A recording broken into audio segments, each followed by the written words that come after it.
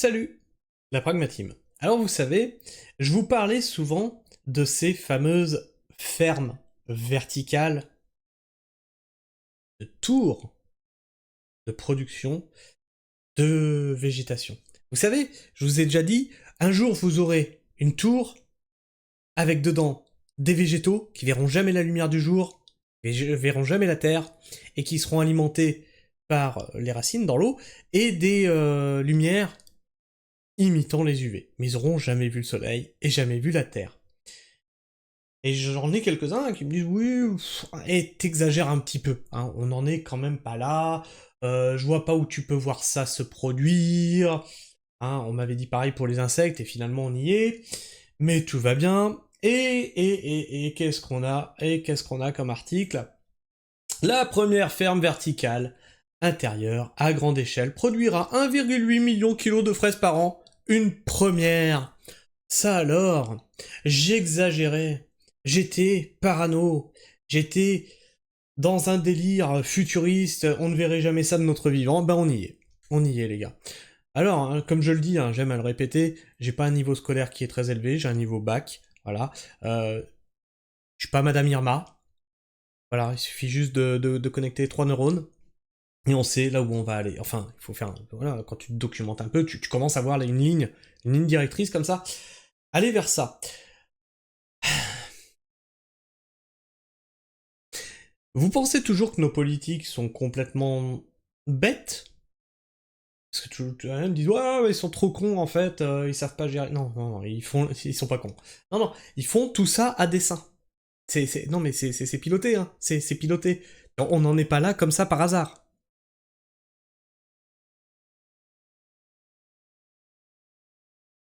Ah, j'ai eu peur, je croyais que c'était un article payant.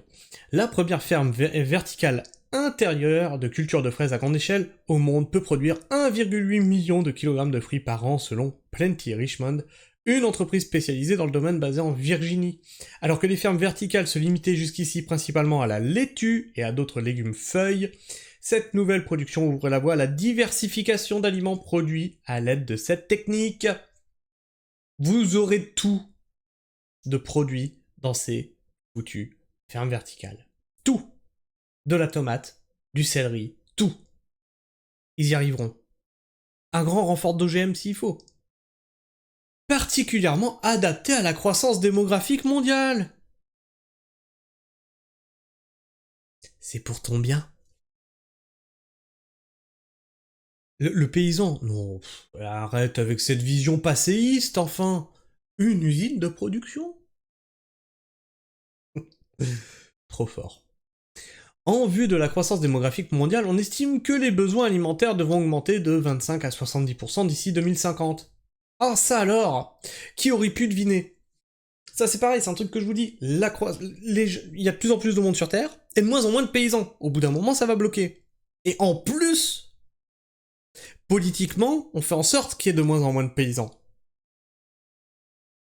Et ils savent très bien que la population va augmenter. Donc soit on va vers une famine, soit on va vers de l'industrialisation. Aujourd'hui, c'est pas de pays sans paysans. Demain, ça sera pas de pays sans industriels. Et encore une fois, je le dis, je le répète, vous votez avec votre porte-monnaie. Tu vas dans une grande surface, t'achètes leur merde là, à moins cher possible, tu votes avec ton porte-monnaie. Alors que tu aurais le choix de soutenir une exploitation comme la mienne. Il y a ma cagnotte Mimosa en description. Ces besoins sont aussi exacerbés par la croissance des mégapoles et la diminution des ressources qui en résultent, ainsi que le changement climatique. Ah, le fameux. Ah, bah, c'est à cause du changement climatique aussi. Bah oui, il faut s'adapter. Tu comprends pas. Tu comprends pas. C'est en fait, comme il y a le changement climatique. Bon, bah, on peut plus cultiver dehors. Bon, on cultive dedans. Bah voilà, c'est logique. C'est logique. Provoquant d'importantes incertitudes quant à l'avenir de la production alimentaire mondiale. Les fermes verticales sont proposées depuis longtemps pour améliorer la sécurité alimentaire, la fameuse souveraineté alimentaire, hein. Ce mot qui a changé, on ne parle plus du ministère de l'Agriculture, mais du ministère de la Souveraineté alimentaire. Donc pour améliorer la sécurité alimentaire, notamment en augmentant les rendements et en réduisant considérablement les besoins en matière de surface cultivable. Un autre argument que je vous avais dit, une tour comme ça prend moins de surface au sol, mais ça monte en hauteur. Les fermes verticales sont des systèmes agricoles avancés permettant une production locale à haut rendement et standardisée de légumes. Voilà. Donc on a eu une agriculture qui a qui a mis au banc 75% de la production légumière pour se conformer à des standards de distribution, il fallait que ton chou soit de telle forme, tel calibre, et machin, et voilà où on en arrive, mais c'est le consommateur en plus maintenant qui demande ça. C'est ça le pire, c'est qu'on voit qu'aujourd'hui, nous, quand on fait nos marchés, on voit que le consommateur est matrixé par ce standard. C'est-à-dire que pour certains, la tomate, ça doit être une tomate toute ronde. Ah non, t'en as de toutes les formes des tomates, enfin, c'est quoi ce problème-là? Et des fois, on a des gens qui sont surpris du goût des aliments. Ah ouais, en fait, vous avez bouffé de la flotte toute votre vie. Et là, vous bouffez des légumes qu'on poussait dans la terre. Cueillis à maturité. Mûris sur pied. Oui, parce que en général, les tomates que tu as dans le commerce, elles sont cueillies vertes. Elles mûrissent après. Les fermes verticales sont des systèmes agricoles avancés permettant une production locale à haut rendement. Tu vois, tu iras voir ton petit producteur local dans une tour. À haut rendement et standardisé surtout, de légumes, d'herbes, de pousses et de fruits. Ces performances reposent sur des environnements contrôlés. Luminosité, concentration de CO2. Oh, bah alors, moi qui pensais que le CO2 c'était notre ennemi, d'ailleurs et vous le dites plus haut, c'est pour ça qu'on peut plus cultiver dehors, c'est à cause de ce foutu CO2 là, qui crée des problèmes climatiques, enfin... Température, humidité, disponibilité en eau et en nutriments, etc. Bref, c'est une ultra serre. C'est une ultra serre. Cultiver en plein champ, c'est cultiver de façon incertaine. Cultiver en serre, c'est maîtriser le taux d'hydroscopie, le taux de la chaleur, les arrosages. Cultiver dans ce truc-là, tu maîtrises tous les paramètres. C'est une ultra serre. Permettant d'obtenir le maximum de plantes. Des expériences ont par exemple montré que ces fermes permettent d'augmenter de 10 à 60 fois les rendements du blé et du riz par rapport aux méthodes de culture traditionnelles. Alors moi je veux bien, mais si c'est pour manger 10 fois plus de merde, bah ça sert à rien. Cependant, les fermes verticales utilisent une énorme quantité d'énergie pour la lumière et la circulation de l'air. Oh bah ça alors! Qui en avait parlé de ça aussi? Alors qu'on nous dit que oui, mais tu sais, tous les hivers, on te dit, hey, chauffe pas plus de 19, attends, on est en tension là sur l'électricité, on va pas s'en sortir, et là on te dit, tiens, on va te mettre ça, là, ça consomme à fond, mais c'est pas grave, ça marche, c'est l'avenir. Puis ta voiture électrique aussi, c'est l'avenir. Mais par contre, te chauffe pas trop fort. Hein.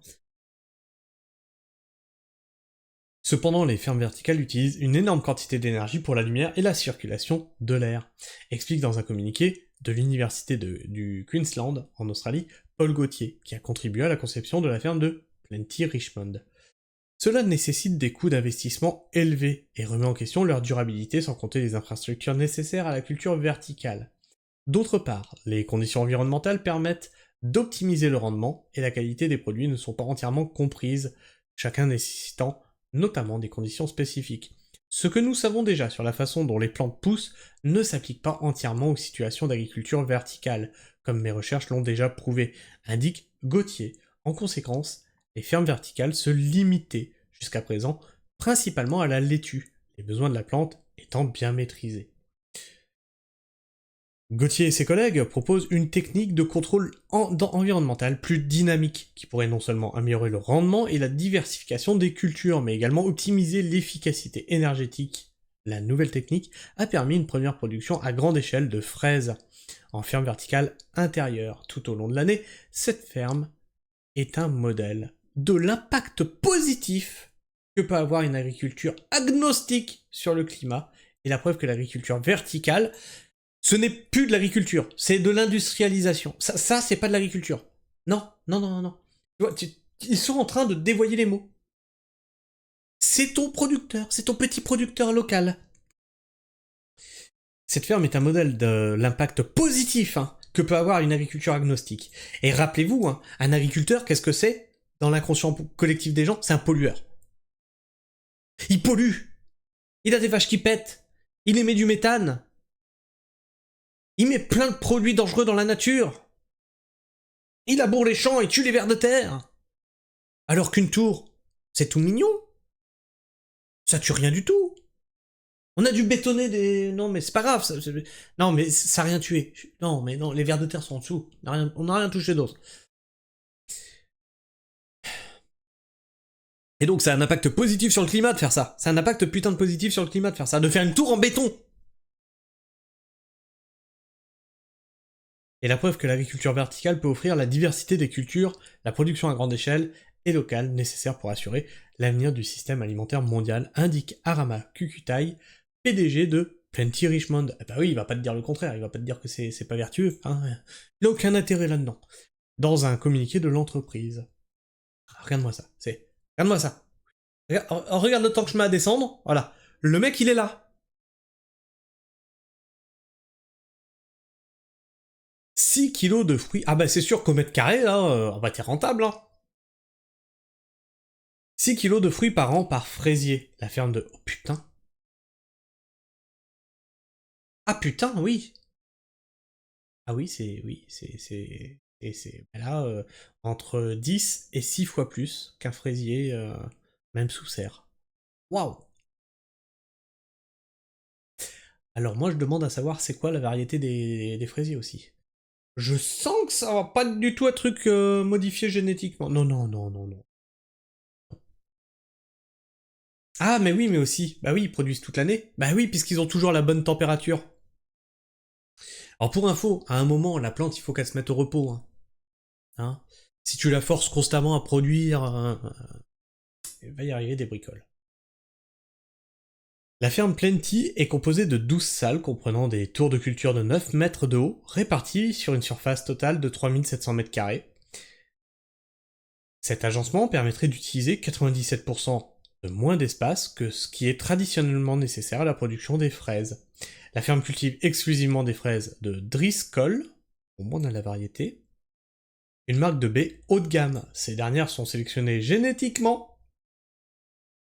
Voilà. Pour avoir une saveur, une texture et une taille optimale. Le standard. Alors, la saveur, je veux bien. La taille, je veux bien. Et la texture, je veux bien. Maintenant, est-ce qu'on peut juste regarder dedans les nutriments? Enfin, ce que ça va nous apporter. Parce que si vous enlevez 75% d'une fraise cultivée plein champ, bah c'est de la merde. Les cultures sont effectuées dans des conditions de croissance dynamique par le biais d'un logiciel contrôlant en temps réel les paramètres tels que la température et la lumière et l'humidité en fonction des cycles photosynthétiques naturels des plantes. Maintenant, tu couples une IA à ce truc-là. Tout se fait tout seul. Magique. Ton futur producteur local, ça sera une IA. En d'autres termes, plutôt que de les garder allumés de manière permanente, les éclairages sont alternés tout au long de la journée, afin de reproduire les conditions de luminosité naturelle des plantes, tout en permettant d'importantes économies énergétiques. Non, non, non. Tu vois, là c'est pareil. Ils te disent, en faisant ça, on fait d'importantes économies énergétiques. Ah non, en fait.